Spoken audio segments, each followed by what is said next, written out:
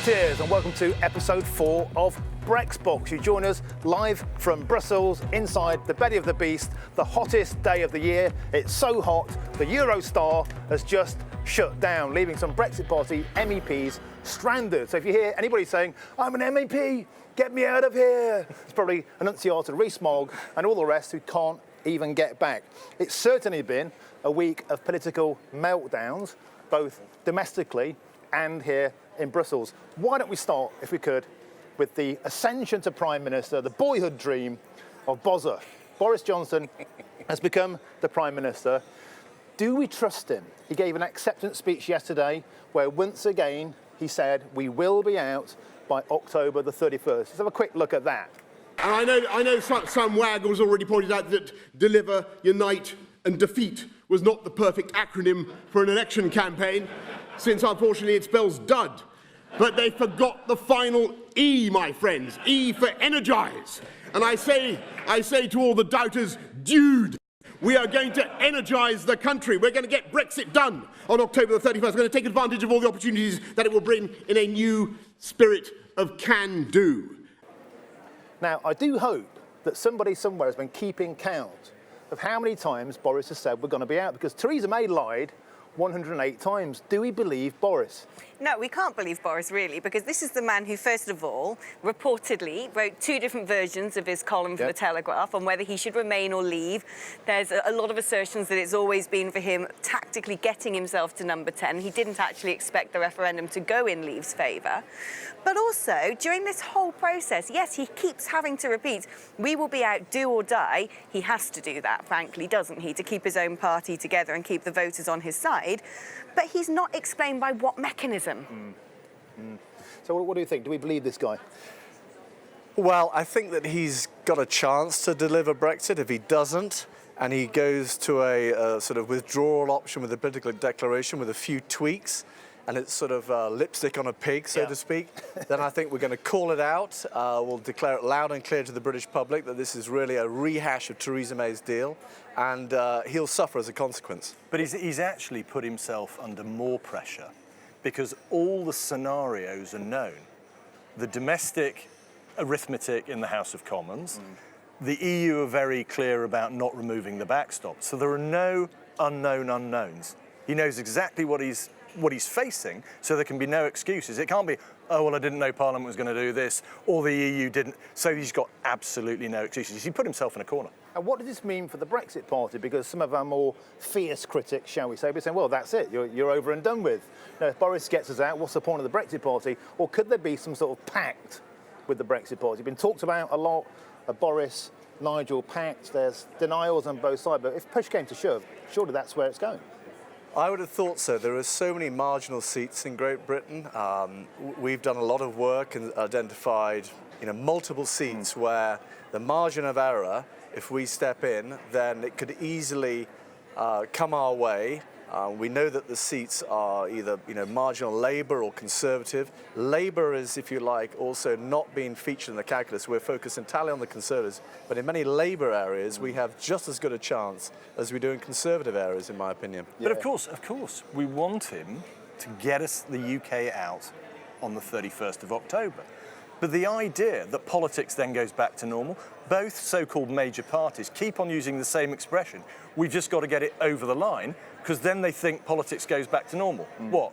We'll have another Etonian in number 10, civil service reform, political reform, the whole country is crying out for. That is just the start. Everything else needs to follow. This is a question that I'm asked constantly, what happens to the Brexit Party after this? But I think that what we've seen, it just shows that there is a demand, there's a need for a party like us, because we need to get in there and we need to shake things up, because politics doesn't work. It doesn't represent the people on the street as it should. Well, I certainly think where I'm from in Nottinghamshire, there are a lot of people that will just never vote Conservative. It's that tribal. They are looking for an alternative to the Labour Party that believe in Brexit. It's Brexit heartland, and the Brexit Party is that party. So I think those who are kind of writing out our kind of obituaries, I think are a bit too soon. But let's make no mistake, everywhere we've been this week in Brussels, everybody is talking about Brexit. Inside the committee rooms, even the queues, the cafe over there, you can hear the B word being mentioned, to the point where they've had an emergency meeting today. Guy Verhofstadt Guy Verhofstein guy. That guy. That guy. The Hofmeister. Apparently, they had an emergency meeting that was such an emergency, it was a Skype dial-in. That's what I heard. They dialed in, poolside, flip-flops, cocktails. I mean, a real emergency, guys. But what do we make of that? Do they suddenly want a deal, or is it going to be hardball all the way? Well, look, we all know that Guy Verhofstadt is a bit of a grandstander. He, if anyone watched the BBC 4 behind-the-scenes documentary commissioned by Guy Verhofstadt, it was a brilliant insight into how anti-Brexit and anti-Britain the institutions here actually are. But it was also an opportunity for our Guy to be trimming his grapes in Italy and racing his sports cars. And I think he's really enjoyed today putting out a press release basically saying, oh, don't forget, the European Parliament actually has the final vote on whatever deal is passed by the United Kingdom. And he's actually showing that, don't forget about me. I've got a lot of influence here. And this is the same guy, of course, who 2 weeks ago in Strasbourg wore the beep to Brexit T-shirt, Stop Brexit. He's made it very clear that he doesn't want Brexit to happen. And he's actually saying, take me seriously or pay me attention. And this, of course, is the same institution that had the opportunity to vote down the presidency of Ursula von der Leyen. So that they've had one chance to bare their teeth, to show that they're a democratic institution. They absolutely flunked it. Merkel had to phone up the polls and promise all sorts of stuff. So they've got a second chance to go on, Guy, do your best. But then Frau von der Leyen was making it quite clear that she would welcome an extension. So does anybody know what's going on? We don't yet, because we don't, they're negotiating with the old team, which gets replaced in November, which, if you look at or believe the media, there could well be an election in Britain in October. So there are so many variables, as Jake said, there's sort of known knowns, unknown knowns, and we're all dealing with permutations, and we don't really know how the Europeans are going to stand. All we do know is that the language has been hostile, in my opinion. And it's one where they're still being intransigent, not willing to negotiate. But Boris has a chance, really, to do two things. Clear out his own cabinet, pick the people he likes with a very pro-Brexit feel to it, and then come back and, in our opinion, start with a no deal as the default. But on that, one thing that's really been surprising me are how many Tory MPs keep going on air and saying, oh, well, I don't want a no deal, that would be terrible, but we've got to keep it there to scare the EU. And I'm like, do you think the EU don't have a press monitoring service? And at the same time, you're going, we're just going to threaten them with it, but we're not going to follow through. Then they're going, oh, no deal's back on the table. If anyone knows what's going on, it's the EU. They've known from the beginning. Remember, when negotiations started, after the result of the referendum, the EU said, right, we're going to start at this point. We'll meet once a month in Brussels. They set out the entire timetable, every hoop to jump to. They knew how to use that backstop from the beginning. And Theresa May just turned up in Brussels and said, oh, what do you want me to do? And we'll know a lot more, actually, in terms of Boris's true intention about who he appoints as a civil servant, the head civil servant, because clearly the civil service has acted, in our opinion, against British interests, really promoting the Remain agenda. But if he appoints someone in the civil service that is much more, whether he's outspoken, will know exactly what he feels, then that'll also be a statement of intent as well. Yeah, I think it's a sense that the civil servants sort of buy into the whole EU narrative. The fundamental assumptions we might touch on a little bit around the Eurozone, the survival of the euro, our civil servants just take that as read, whereas there are fundamental questions about whether the Eurozone will survive. But anyway, we're going to come on to that in a second. Let's move on now to the next topic, and that is the inner workings of the committee that we've all joined. Because on the outside world, I think people think, wow, that's really great stuff that the EU cares about. Budgetary control, fishing, agriculture, regional development. Aren't they doing their bit? They're like Mother Teresa's going around all these countries and helping them all out. Except when you get inside them, what's the point? Well, you and I have seen this in 3 or 4 committees. So what they've done is they've constructed what they call a cordon sanitaire, which all sounds very charming, but actually it's quite evil. What they've done is the key members of the committee chairman and vice chairs are meant to be broadly proportional to who gets elected as the MEPs. But what they've done is they've staged votes within committee pre-planned to exclude anybody with a Eurosceptic voice. I mean, literally every single person. I mean, I've seen that happen. I'm in regional development, and there was a lady from Lega, the Italians, who was a Eurosceptic voice, and literally moments before, a hand went up, and as if by magic, a helpful socialist came along and bagged the vote. It was an absolute travesty. It was daylight robbery, and it's happening across all the committees. Yeah. Absolutely, and it's really thoughtless, because one of the biggest things that I've noticed actually in the hemicycle is amongst the MEPs, the 751, the Eurosceptic voice is much stronger than I thought. You know, it's 25%. So if you suppress that opinion, what's going to happen? If you're trying to put a lid on it, it's much more likely to be explosive. And there were some great speeches. Rupert Lowe talks in budgetary control, John Tennant in industry. Jake, you spoke, right, also? Yeah, it was interesting. We had a session with the lady who's the chair of the Single Resolution Board. And there were two parts to it, because before the Econ meeting itself, there was a private meeting. All MEPs, we got an email saying all MEPs are welcome to attend. And I was actually excluded. I got there and I was thrown out effectively by the bouncer on the door, which is not the first time, it has to be said, before I've even set foot inside the institution. But it's so thoughtless, because if I'd been invited into meet, they're actually talking about the precarious financial state of Deutsche Bank. Yeah. That everybody knows. Basically, we all need to look at the share price, the amount of sort of value destruction over the last 2 years. But if we'd been invited into the in-private meeting, everything that's shared in there is confidential. Right. As it should be, because they can give you more info. So by excluding us, A, it's annoying, and B, we can be much more challenging in our questions. So it's all this part of this theme of we just want to exclude fair scrutiny by the Eurosceptic voice. Look at that. Yeah, I went to the same econ meeting, which was, as Jake said, it was what we really wanted. The nub of the question was really about Deutsche Bank, because that really reveals a lot. I then went off to the Fishery Committee, where I'm not a committee member, but I felt in solidarity, I went with June Mummery.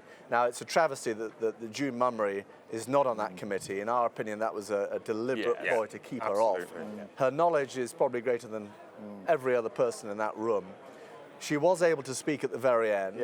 She gave a very powerful speech, again, defending British fishermen, and once again mentioning pulse fishing in particular, which is destroying the North Sea, essentially, and destroying the ecosystem. So, and yet again, their green agenda, the bona fide of the green agenda came out in the introductory speech, which lasted about 25 minutes. And there's this sort of contradiction between a green agenda and then the actual methodology of extracting the fish, which is clearly ecologically a disaster.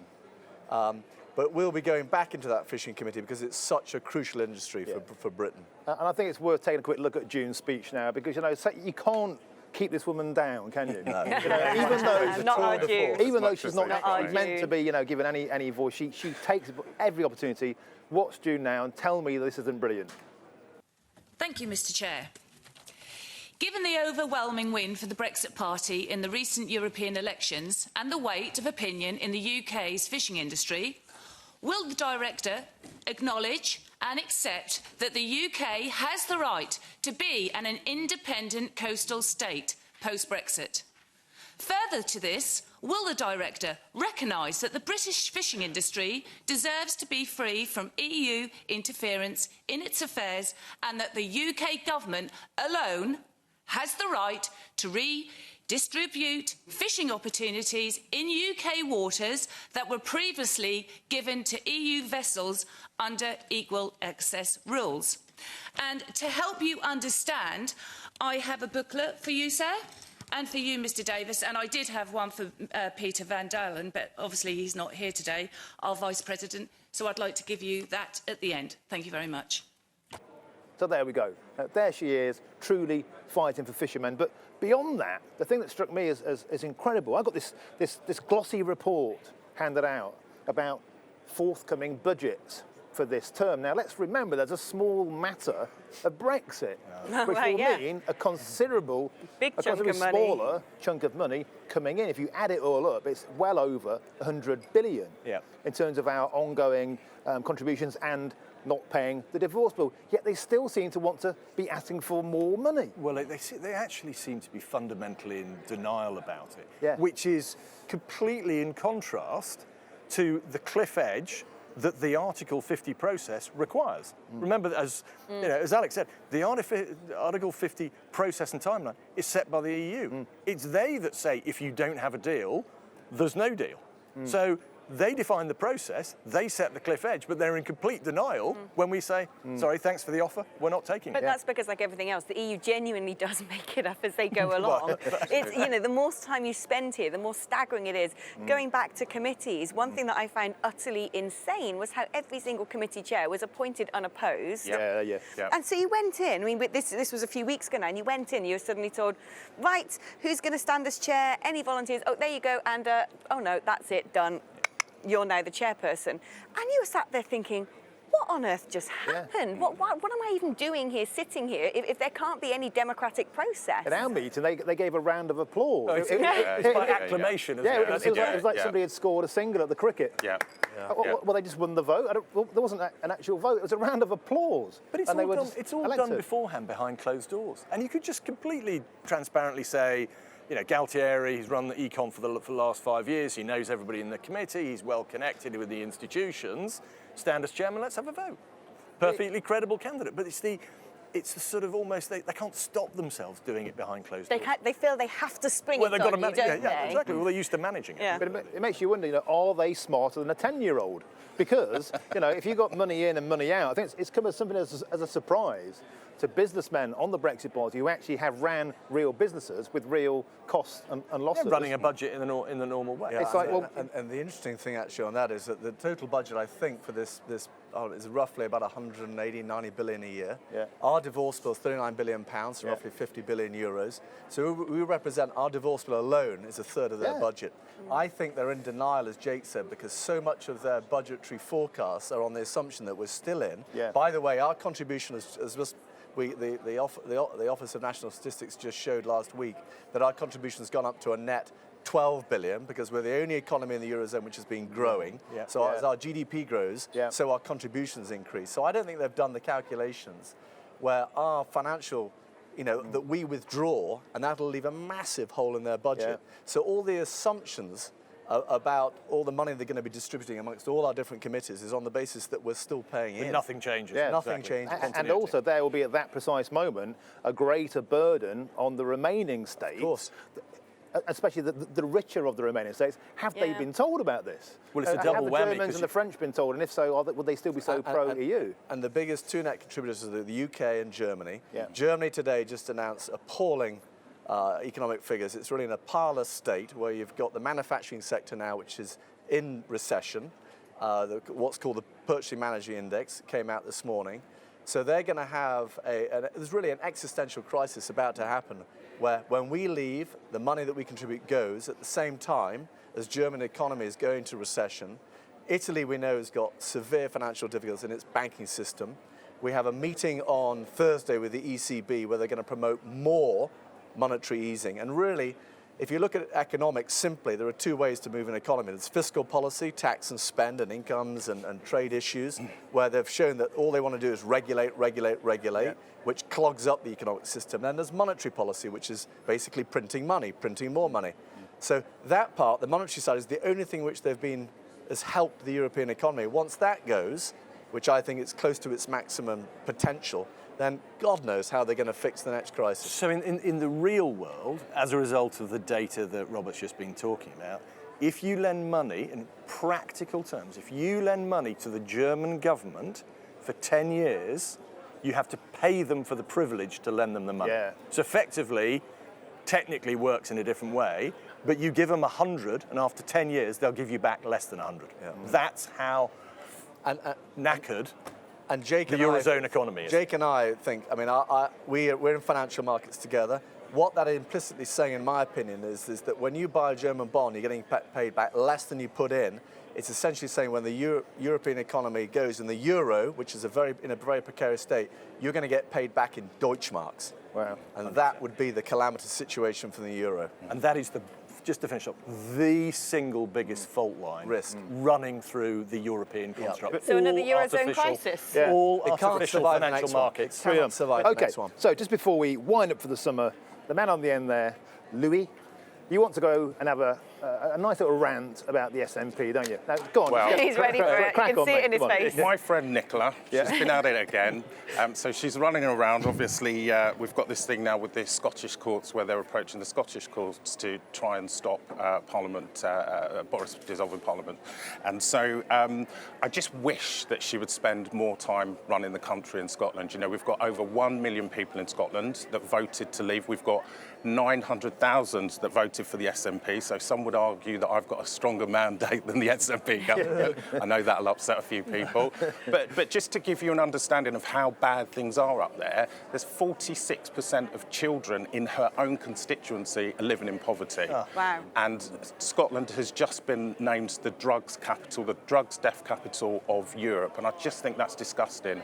And so the thought of the SNP, led by Nicola Sturgeon, pushing towards independence is just terrifying, and I absolutely, just wish that she would focus on the job that she's supposed to be doing rather than just interfering in Brexit all the time. And she stood on a domestic agenda, didn't she? Yeah. That Absolutely. actually being run from London by successive Labour governments hadn't worked, and it's like with a strong domestic agenda, which she just hasn't delivered on, as you know. And there's one final point. A lot of people out there saying, Brexit Party MEPs, why are you taking a salary from an institution that you hate? What about you, SNP? You're taking a monthly paycheck from Westminster, aren't you? Yes. Anyway, that does us for the summer. This is the final episode for the summer. We're going to wrap up now. Please don't forget to subscribe. Click on the little bell symbol there. Share it out there for regular updates. It's been an amazing intro to this amazingly weird place. Yeah. So join us in the autumn when we're back for more. Thank you. Cheers. Thank you. Bye-bye.